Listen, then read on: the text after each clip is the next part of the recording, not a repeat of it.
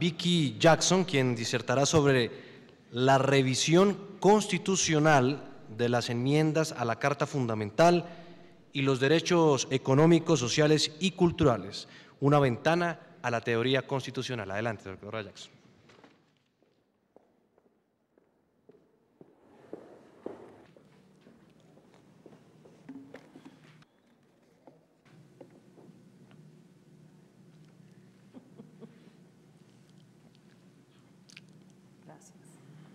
Es un honor para mí estar aquí en una convocatoria tan especial en el seno de la Corte Constitucional de Colombia.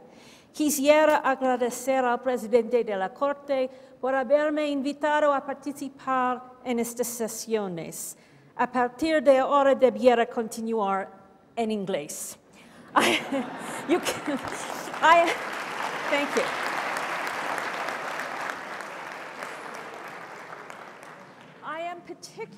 Estoy particularmente contenta de estar aquí y honrada de estar aquí porque esta corte es una corte que está ganando una fama que crece en el mundo. Hace unas semanas se me pidió de hablar de estos derechos sociales y económicos y yo sentía que lo que está haciendo la jurisprudencia colombiana está aumentando en importancia en el mundo. Yo expliqué que estaba en el medio de otro proyecto sobre las enmiendas constitucionales y ofrecí dar una charla que hablara de la relación de esos dos temas, que es lo que voy a hacer ahorita. Primero que todo, notando qué tan amplia es la cuestión de las enmiendas constitucionales. El caso de Alemania de 1993 fue una de las primeras decisiones que mostraba que la sustancia es poco constante con la Constitución y se trató así. Luego del caso del apartheid, los participantes del proceso constitucional de Sudáfrica solicitaron una nueva constitución, una nueva corte constitucional para analizar todos los principios básicos para terminar el tema del apartheid. Y así, toda esta Corte Constitucional ejerció todos estos derechos 3 años después y descubrió que la Constitución era deficiente y la devolvió a los constituyentes para que trabajaran más en profundidad. Luego tenemos el ejemplo de India. En varios casos se encontró enmiendas constitucionales que se promulgaron de manera correcta, pero que precluían enmiendas que dañaban la estructura básica de la Constitución previa y así, abro comillas, afectaban la estructura básica de la Constitución. En el caso de Colombia, tenemos un tema de la sustitución de la Constitución. Así que la justicia en varios países tenemos esta aplicación de derechos comunes y se hace a través de diferentes enmiendas. Mi charla de hoy tiene 3 partes. Primero quiero hablar de las relaciones entre la acción del gobierno en los campos de los derechos sociales y las enmiendas constitucionales. Luego quiero identificar diferentes áreas en las que se actúan estas enmiendas y sugerir 3 tipos de valores que se hacen al momento de revisar una enmienda. Y en tercer lugar, voy a avanzar un argumento en favor de una concepción particular del rol de la Corte en la revisión de las enmiendas, que yo la llamo una revisión procedural, de procedimientos. Entonces, en primer lugar, estamos hablando de estas enmiendas inconstitucionales. Estos temas tienen que ver con preguntas reales acerca de los límites de estas leyes. Ya se habló un poco, y también de la separación de los poderes. Ambas preguntas nos llaman a la revisión constitucional en un sistema constitucional democrático. Entonces, ¿qué tipos de temas tienen que dejarse para las políticas ordinarias de derechos sociales o a las políticas de las enmiendas constitucionales? Las Cortes pueden determinar las medidas apropiadas para combinar estos derechos sociales en los casos individuales, como se hablaba antes, o se puede hacer una unión de estos criterios, o se puede de pronto diseñar unos mecanismos judiciales más innovativos que requieren una planeación más específica o que también hacen aplicación de normas para extender todos los beneficios a otros tipos de clases de legislatura. De las violaciones de derechos constitucionales corresponden a preguntas que nos podríamos hacer acerca de los métodos teóricos acerca de las enmiendas constitucionales. Estas enmiendas se pueden hacer sobre razones sustanciales o de procedimiento. Una razón de procedimiento puede ser que la mayoría de votos que se exige para una enmienda no se logró o que el tiempo se venció o que se le pide una corte a invalidar algunas leyes o enmiendas en una razón muy específica. Por ejemplo, en Honduras, el texto de la Constitución dice claramente que el presidente puede trabajar solamente por un plazo y no se puede modificar. También se le puede pedir a una corte que invalide una enmienda por sustancia, por ejemplo, porque viola la identidad específica de una parte de la Constitución, porque no cumple con lo que llamaría la Constitución alemana una ley que precede incluso a la Constitución, entre comillas. Podríamos pensar en esto como una norma transnacional de justicia sustancial. Una vez más, la conceptualización de la violación debe tener unos remedios en el sentido de los medios que se dejan abiertos para invalidar una enmienda. En ambos casos, tenemos formas más fuertes y más débiles de revisiones de control que nos permiten tener más o menores razones para responder. Otro tema que tienen estas dos cuestiones en común es el papel de la democracia. Por todas las invalidaciones que se hacen de las enmiendas, sea en Colombia, por ejemplo, hacer una propuesta para permitir un tercer gobierno del presidente, o en el caso de Honduras, también, donde se le daban unos poderes especiales a la gente y se hacen inconstitucionales. Se trata de reconciliar el constitucionalismo con el compromiso con la democracia. En ambos casos, la gente puede preguntar de manera legítima qué está haciendo la Corte en los derechos sociales. La gente puede trabajar sobre los presupuestos de los gobiernos de manera condicional para la legislación de otros temas. Y en una Corte, una enmienda puede pasar un proceso que se puede utilizar para corregir los errores de la Corte misma. Y así, sea que los riesgos de incumplimiento se superen, estos riesgos pueden ser particularmente altos en estas áreas. Finalmente, estos temas se unen de una manera más práctica, sea por ejemplo en constituciones como la de Alemania, que por texto constitucional hacen no enmendable el carácter social del Estado, lo que se establece en el artículo 20 y en el artículo 79, que se llama, entre comillas, la cláusula de eternidad de la Constitución, que nunca se podrá enmendar, artículo 20. Y también el artículo del carácter social del Estado, así con su carácter también del respeto de la dignidad. Y esta Corte alemana hace una legislación donde permite beneficios sociales en el artículo 20, que es el requerimiento del Estado social, que se requiere por medio de la cláusula de eternidad. Y así esta decisión puede ser permisible. Voy a volver a este tema al final de mi charla.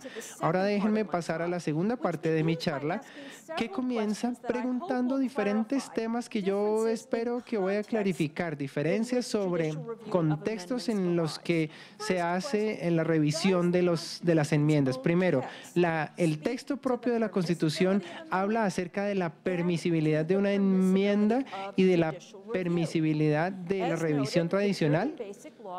Como se ha dicho antes, todo este tema entra en el aspecto de la substancia y es una invitación para que la Corte invite a estas enmiendas si se promulgan. Algunas constituciones incluso son más específicas al dar a sus cortes constitucionales aspectos jurisdiccionales de los procesos de enmiendas, como es el caso de la Constitución colombiana. Sin embargo, esos textos son en ellos mismos sujetos de interpretación y de contexto.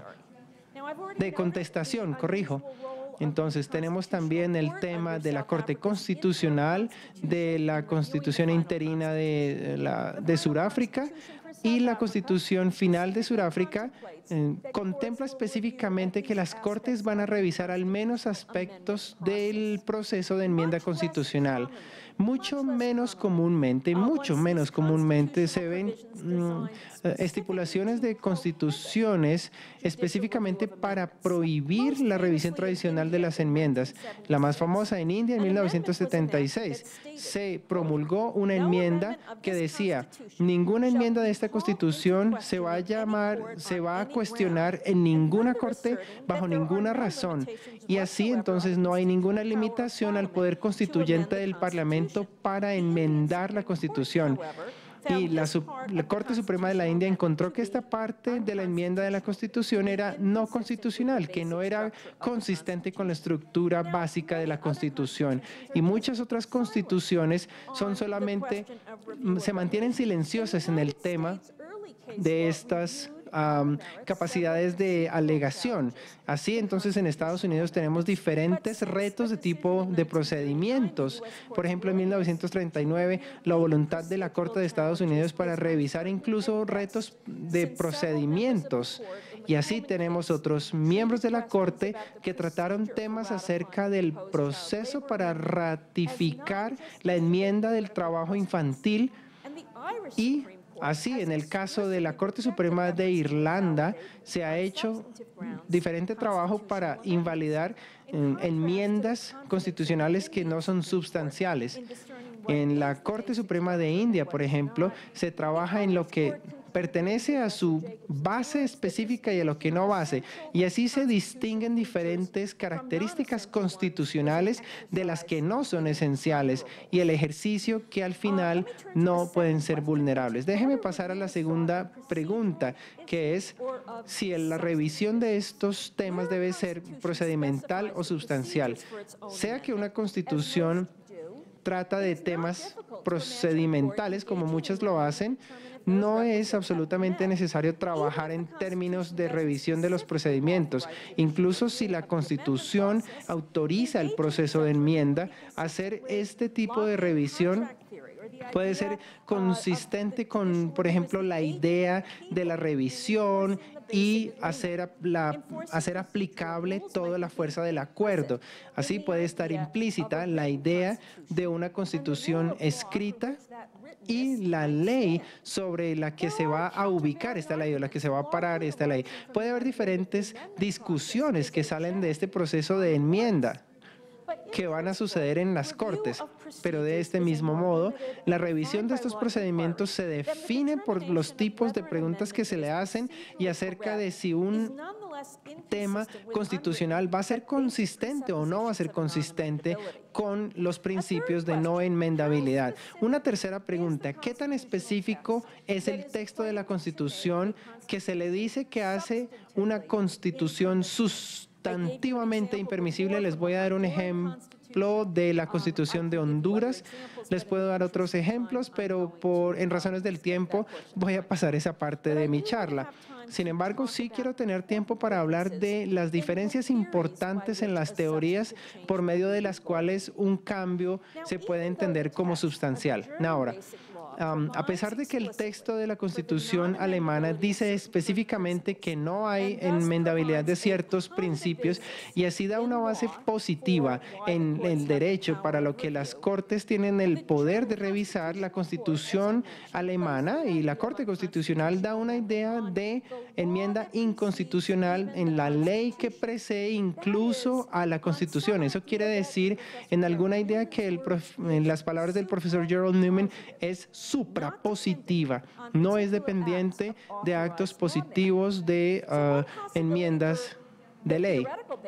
Entonces, se hace un análisis de la inconstitucionalidad de ciertas leyes y se les aplica. Pero si la legitimidad de una ley positiva se basa en la preocupación del gobierno y si no hay posibilidad de cambiarla, entonces es difícil ver dónde va a estar la prohibición de esta legitimidad. de manera alternativa, si la revisión tradicional de una enmienda se basa en formas suprapositivas, la pregunta es ¿cuáles son estos? Entonces, una posibilidad es si la idea suprapositiva de la idea política nos dice que los primeros actores constituyentes en la formación de la Constitución nunca pueden delegar esta tarea a otros agentes. Entonces, en este orden de ideas, si a una persona se le considera impermisible, se va a tener el poder político de actuar como constituyente en sí mismos en un proceso de constitución. Sobre este entendido, el poder constitucional puede ser la base principal para la acción de una corte que está trabajando sobre la enmendabilidad de esta Constitución. En ambos casos se puede decir que la corte está simplemente determinando cuál parte es competente para hacer los cambios que se han pensado. Y en los casos de la legislación inconstitucional es la autoridad de enmiendas constitucionales. En el caso de una enmienda constitucional es el constituyente original de esa misma Constitución, pero el que precede la Constitución puede no ser una serie de ideas suprapositivas sobre la autoridad, pero se pueden basar en otros valores limitantes como la protección de la dignidad humana o la prevención de la discriminación racial. Si es así, entonces las Cortes deberían hacer aplicar esos valores para mantener la inenmendabilidad de esa Constitución. No deberían preocuparse que cambiar esto podría cambiar la viabilidad del sistema constitucional en sí. En este orden de ideas tenemos ideas que podemos ver aquí y nos dicen que la revisión tradicional de las enmiendas de Constitución nos da al menos los siguientes temas. El primero, que las constituciones se deben basar en un acuerdo común y facilitar las bases de enmienda. Segundo, que las constituciones y sus enmiendas deben ser consistentes con la regla de ley. Y tercero, que las constituciones tienen que reflejar o ser consistentes con los principios básicos diseñados para ayudar a ser consistente la sociedad. Entonces, por ejemplo, el consenso popular, no necesito explicarlo mucho, se le puede dar al tiempo se puede levantar a lo largo del tiempo, se puede buscar con una votación, se puede hacer con la fundamentación de una constitución. En cuanto a la política, muchas constituciones se hacen basados en los dilemas personales que se comparten y así cada uno presenta su propia habilidad o inhabilidad para participar en la democracia política. Esta es la dificultad mayoritaria y mucho más que en lo que hace una revisión tradicional. Ahora se han presentado respuestas en cuanto al dualismo, pero en lo que yo me preguntaría es si hay un límite o no sobre la autolimitación democrática, donde se busca totalmente detener el cambio para futuras generaciones. El siguiente valor de la regla de ley se trata del proceso, del propósito de escribir la Constitución y de clarificar cómo se organiza el poder y cómo se puede o no se puede desplegar en el futuro. Si la práctica real es no incluir el propósito de enmendar la Constitución, entonces la Constitución va a autorizar o no su propia enmienda adoptada a través de las Cortes y esta va a tener una forma importante de legitimidad de la. Y luego, por fuera de esos procedimientos sin autorización textual, da preocupaciones en cuanto al imperio de la ley. Luego hay una serie de principios que tienen que ver con las normas buenas o justas que las constituciones existen para avanzar. Estas normas de pronto no son siempre las mismas. Algunas constituciones, por ejemplo, abrazan el imperio de la ley sin necesariamente abrazar los principios de la solidaridad social. Algunas constituciones incluyen principios de secularismo, pero el propósito de una constitución en general es facilitar el desarrollo de una sociedad buena y justa y de un país que se puede reconocer y que puede tratar con otros países. A veces estos tres valores todos van a trabajar en la misma dirección. Cuando un asunto de la constitucionalidad de una enmienda propuesta surge, por ejemplo, en mi país, la enmienda 19 se adoptó después de la Primera Guerra Mundial para garantizar a las mujeres el derecho a la votación o al voto. Fue propuesto por el Congreso y las legislaturas estatales. Entonces esto estaba coherente con todos los valores democráticos. Sin embargo, fue cuestionado como una intrusión sobre las prerrogativas de los estados y eso fue rechazado porque los prerrogativos de los estados se podrían enmendar, sino que a nivel sustantivo eso conllevó a un valor de equidad humana que había empezado a aparecer como uno de mayor importancia, empezando con la cláusula de protección igual después de la guerra civil. Entonces, en las demandas contra el sufragio de las mujeres, entonces hubo consistencia, pero estos valores a veces están en tensión entre ellos. A veces la tensión es entre el consentimiento popular por un lado y los principios del imperio de la ley a veces se captan al oponer los conceptos de democracia y constitucionalismo. Estos términos tienen significados a veces que traslapan. El consentimiento popular se puede dar de muchas maneras, de diferentes maneras y en diferentes momentos. Y en las concepciones de la democracia, términos como el imperio de la ley y el constitucionalismo también son muy contestados. Hay diferentes versiones de cada uno, a veces se utilizan de manera intercambiante.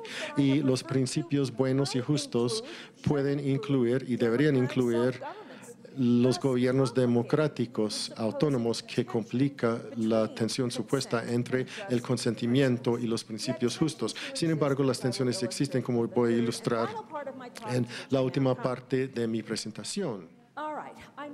Bueno, yo he facilitado esto demasiado cuando yo dije que hay control, procedimiento y sustantivo. Ahora quiero decir que la limitación o el límite entre ellos no es tan claro. Voy a hablar de dos tipos diferentes del control procedimental. Hay asuntos que conllevan a una pregunta concreta que tiene una respuesta puramente procedimental en cuanto a la aplicabilidad general. Por ejemplo, si una constitución dice que para poder proponer una enmienda ante las personas se necesita el 66% de los votos de los legisladores, podría surgir la duda de que si eso quiere decir 2/3 partes de todos los miembros o 2/3 partes de un quórum. Esto era un asunto decidido por la Corte Suprema de Estados Unidos en los casos de la prohibición nacional. Es puramente procedimental. El asunto, una vez resuelto, se va a aplicar de la misma manera a todas las situaciones sin tener en cuenta la sustancia de la enmienda, pero también hay otros asuntos procedimentales que tienen que ver con la elección entre métodos alternos de enmendar una constitución donde esas alternativas se encuentran en una constitución. Por ejemplo, en California, un estado muy grande, su constitución dispone que la constitución se puede cambiar o por, entre comillas, enmienda o entre comillas, revisión. Eso es similar a una distinción que existe en la Constitución austriaca. Entonces, les voy a decir que en California, una enmienda se puede promulgar siempre y cuando por petición de un número que totaliza por lo menos 8% del número de votantes en la última elección para gobernador. Si 8% de esos votantes solicitan incluir lenguaje para votación, entonces se incluye. Y luego si está aprobado por una mayoría como referendo, entonces la Constitución queda enmendada. Una revisión constitución bajo la ley californiana requiere o que los legisladores proponen la revisión mediante una votación del 66% de sus miembros o que los legisladores también proponen hacer una asamblea constituyente eligiendo delegados. Ellos deliberan, proponen una enmienda que en cualquiera de los casos se tiene que aprobar por referendo. Los métodos para revisión de la Constitución requieren alguna instancia elegido popularmente para deliberar y para hacer la propuesta, y hay que tener aprobación por votación. En contraste a la enmienda por iniciativa popular, lo que es interesante es el texto constitucional en sí no dispone de ninguna definición de la diferencia entre enmienda y revisión dispone para procedimientos divergentes, pero la cuestión de qué es una enmienda y qué es una revisión es cosa de interpretación para las Cortes. Y para poder resolver esta cuestión de cuál procedimiento se requiere, las Cortes han tenido que intervenir en cuestiones más sustanciosas. Entonces, bajo la jurisprudencia de la Corte Suprema Californiana, medidas cuantitativas y cualitativas se contemplan para determinar la diferencia entre el cambio que se puede hacer mediante una enmienda y cambio que se puede hacer mediante la revisión. La norma para determinar la cuestión cualitativa es si la enmienda hace o no cambios extensivos en el plan básico de gobernanza estatal o si alteraría en gran medida la sustancia y la integridad de la Constitución estatal. Ese es el lenguaje de revisión o control sustantivo, y eso entró en un caso muy reciente y muy polémico ante la Corte Suprema. Tenía que ver con una demanda contra una enmienda aprobada por 51% en un referendo en el 2008, en noviembre. La enmienda derrotó a un fallo anterior de la Corte Suprema que había dicho que se podía haber uniones del mismo sexo bajo la Constitución. La enmienda cambió eso y prohibió esa clase de matrimonio. En últimas, la Corte Suprema rechazó el argumento de que esta era la clase de cambio cualitativa que solamente se podía conllevar o lograr mediante la revisión. Pero esto no era una conclusión desde un principio. Lo que quiero sugerir es que el litigio ilustra las posibilidades del control procedimental sustantivo, o sea, los procedimientos que se utilizan para la enmienda con diferentes niveles de procedimientos que introduce los valores constitucionales sustantivos. Y quiero sugerir que este enfoque que existe en California y en algunas otras jurisdicciones en el mundo que tienen procedimientos de enmienda por niveles, ofrece dos beneficios importantes. En primer lugar, permite a los valores constitucionales sustantivos para informar los juicios de la Corte en cuanto a que si los procedimientos más rigurosos se deberían aplicar, y en segundo lugar es un método para tomar decisiones que es fundamentalmente dialógica, una característica muy importante constitucional mencionado por el presidente de la Corte aquí. O sea que una decisión que no se puede hacer un cambio constitucional mediante un solo procedimiento. No precluye que se puede hacer ese cambio mediante otro proceso más deliberativo. La distinción en California, entre enmienda y revisión o control, le permite a las Cortes requerir que los procesos públicos deben contemplar otra vez a los cambios constitucionales que parecen estar muy por fuera de la armonía de los principios básicos, de tal manera que tienen que ser reconsiderados sin dar la Corte la última palabra en cuanto a si un cambio constitucional en últimas se puede hacer eficaz de manera legal. Yo sugiero que así se reconcilia o da margen para la operación de tanto los conceptos consensuales como sustantivos del constitucionalismo. De esta manera, el enfoque es bastante teóricamente distinto de las implicaciones de la Constitución alemana, que hay principios que son totalmente inmunes a las enmiendas. Aunque una enmienda parece inconstitucional de una manera, yo había dicho que el problema de controlar enmiendas no constitucionales involucra por lo menos tres tipos de valores de constitución: imperio de la ley, democracia y principios justos o buenos. Y puede haber una tensión entre estos valores, como yo quisiera ilustrar brevemente al hablar un poco más sobre el caso californiano y después el caso de asistencia social en Alemania. El caso de California, que se llamaba Strauss, era una situación en la cual los argumentos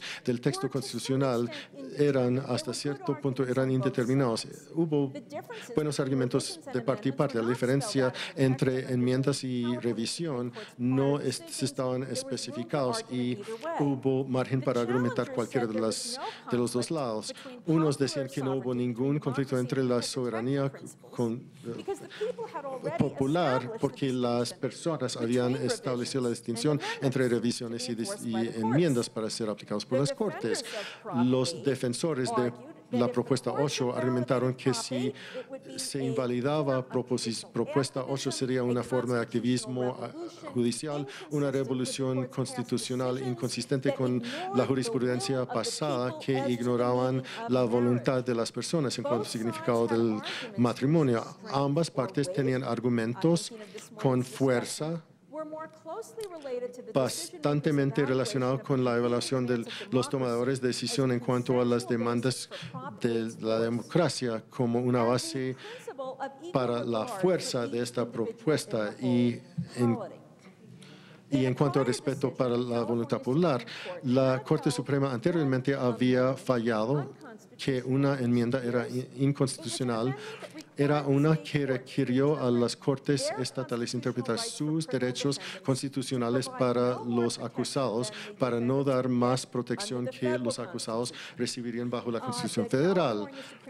La Corte Suprema californiana dijo que este es un cambio tan radical en nuestra relación con nuestra Constitución que si van a hacerlo tiene que ser mediante revisión o control. En cuanto a las implicaciones percibidas estructurales para el gobierno estatal entraban, pero la mayoría de los cuestionamientos a las enmiendas constitucionales en California se rechazan en el 79. Por ejemplo, anteriormente la Corte Suprema californiana había encontrado que imponer la pena de muerte era en violación de la Constitución estatal. La gente organizó un referendo para decir que era legal la pena de muerte, pero se cuestionó eso porque la importancia decía que era demasiado importante, pero los votantes, la Corte falló a favor de esto. Entonces, a la luz de este precedente, uno podría decidir que la propuesta 8 era dentro del Estado para adoptar. Al mismo tiempo, para hacer que la dignidad personal dependiera de la mayoría es aún más inconsistente con principios constitucionales más importantes que fue la enmienda de la pena de muerte. En encontrar el balance entre el principio y el consentimiento, la norma de igualdad en el caso californiano hubiera sido vindicado mediante la Corte Suprema al decir que era inconstitucional, sin evitar la posibilidad de un desacuerdo democrático mediante la propuesta de revisión. Ese resultado hubiera podido conservar ambos aspectos del constitucionalismo, su compromiso a la igualdad de todas las personas y su compromiso al consentimiento democrático como base para el control constitucional. Y este enfoque, si se hubiera aplicado, que no fue el caso, de pronto hubiera podido evitar algunas de las tensiones en el dilema entre los compromisos duales entre democracia e igualdad. Y ahora, en cuanto al fallo alemán, en 2010, la Corte Constitucional alemana encontró que la legislación diseñada para reducir los gastos en los beneficios de asistencia social era una violación de la ley básica, aunque muchas de las razones eran procedimentales que tienen que ver con el esfuerzo y si era adecuado para examinar las necesidades de las personas afectadas. La Corte justificó su conclusión en el artículo 20 y artículo 1 de la Constitución, que bajo la cláusula de eternidad del artículo 79 dice que hay principios que no se pueden enmendar. Como yo había mencionado, el artículo 20 dice que Alemania es un Estado social y demócrata, y el 1 dice que el artículo 20 no se puede enmendar, pero es razonable que la legislación más adelante mejor justificada, más racionalmente redactada podría encontrarse permisible, aún bajo el compromiso del artículo 20. Pero imaginemos, y no es muy difícil en el contexto actual, una crisis financiera aún más grande que causa que los países, incluyendo Alemania, que han mantenido el bienestar social, que simplemente concluir que simplemente no lo pueden hacer y que los ajustes urgentes se requieren para la seguridad del Estado. Ahora imagínense que el legislador promulga legislación para evitar un default soberano mediante recortes importantes. De pronto una corte aplicaría una doctrina distinta en una emergencia, pero imagínense que la corte acaba de reafirmar este enfoque de Hartz-IV. Entonces, el Parlamento también hace una enmienda constitucional diciendo que la legislación en respuesta a la crisis nacional queda dentro de la potestad del Parlamento, aunque requiera recortes muy grandes.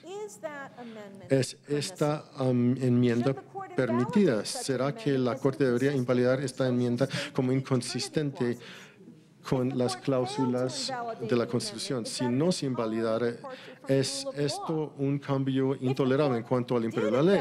Si la Corte fuera a invalidar la enmienda y la legislación relacionada como inconsistente con las obligaciones sociales, ¿sería eso una intrusión intolerable sobre la autogobernanza democrática? O de pronto, al permitir este tipo de cambio, sería inconsistente tanto con la democracia eficaz y el Estado social. Las obligaciones sociales, en cuanto a derechos sociales, imponen cargas peculiares que consisten de requisitos de acción que a la vez son muy intensos en cuanto a los recursos y que dan beneficios muy amplios, de manera que es muy difícil retirar de esos beneficios políticamente hablando. De ser así, ¿será que deberíamos concluir que la incapacidad de enmendar conlleva a riesgos muy importantes en cuanto a derechos sociales? Es difícil responder a eso, pero yo quisiera sugerir que tratar algunos temas como inmunes de enmienda cuando hay cargas fiscales muy importantes sobre los gobiernos podría bajo algunas circunstancias ser muy desestabilizadores. Y yo pregunto si un enfoque con más niveles en cuanto a la facultad de enmendar la Constitución con más requisitos para provisiones o disposiciones más fundamentales y más facilidad para las disposiciones no tan grandes en cuanto a alcances podría ser más práctico. Yo digo que muchas veces hay la posibilidad para mejor balance entre las funciones de proteger el imperio de la ley y las funciones de facilitar la democracia dentro del marco de una constitución escrita. Para concluir, el profesor Lawrence Tribe ha argumentado que permitir a las Cortes decidir los méritos de la enmienda constitucional subordinaría el proceso constitucional al sistema legal y podría ser una amenaza grave para la integridad de toda la estructura. Sin embargo, hay amenazas en ambas direcciones, o sea que siempre hay riesgos de errores en cualquier proceso humano. En el balance entre democracia y principio, añadir el control judicial al proceso de enmienda de Estados Unidos, que es un proceso de múltiples etapas y muy difíciles, podría arriesgar más errores en la restricción indebida de la elección democrática en vez de prevenir la lesión contra los principios democráticos. En otros sistemas, por ejemplo, donde la Constitución se puede enmendar de manera más fácil, como es el caso de Colombia, la revisión tradicional de las enmiendas no constitucionales puede terminar redundando en un aumento de la democracia. Y así, antes de invocar cualquier otro poder de una revisión sustancial, así tenemos algunas visiones del caso alemán, por ejemplo, que nos pueden dar un caso de referencia para que sigamos y analicemos. Gracias, hasta luego.